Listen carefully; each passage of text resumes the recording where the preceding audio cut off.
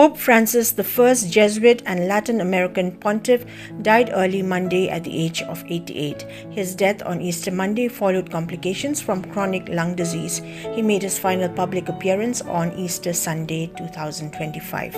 Born Jorge Mario Bergoglio in Buenos Aires, Argentina, he was elected Pope on the 13th of March 2013, following the resignation of Pope Benedict XVI.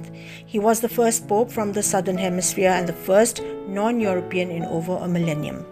Known for his humility and progressive outlook, Pope Francis emphasized mercy, social justice, and environmental responsibility. He appointed women to leadership roles in the Vatican, advocated for the LGBTQ inclusion, denounced the death penalty, and strongly supported climate action.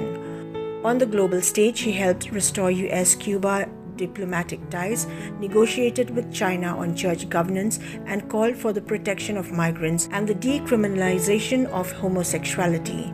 His 2022 apology to Canada's Indigenous peoples and the convening of the Synod on Synodality were seen as defining moments of his papacy. Pope Francis leaves behind a legacy of deep compassion, reform, and global engagement.